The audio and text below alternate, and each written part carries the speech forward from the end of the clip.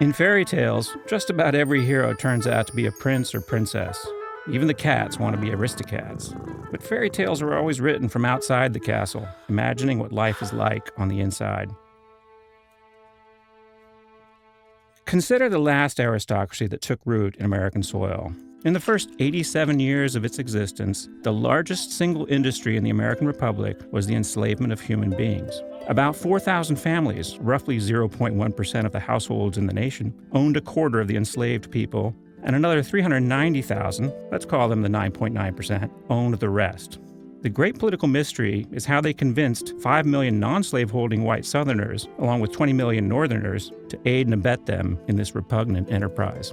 The slaveholders relied in part on a system that gave them power in the federal government quite disproportionate to their numbers, but they depended even more on the control of news networks, think tanks, and churches. Their messages about states' rights, Christian nationalism, and racial difference were so robust that they continue to serve as the template for much of American political thought to the present.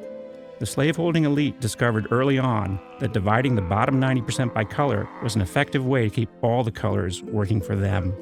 But life was far from enchanted. Economic growth in the South seriously lagged the North. The majority of Southern whites endured punishing levels of poverty, illiteracy, and disease. The elite itself was a profoundly anxious group, riven with fears of insurrection and persecution. In fact, they precipitated the deadly war that led to their own destruction.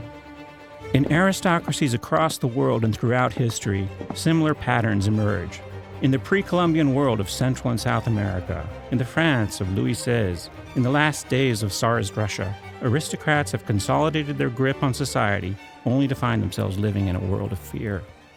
But aristocracies did have their bright spots. Consider the case of the ancient Athenians, who experienced a burst of prosperity, health, and power rarely seen since.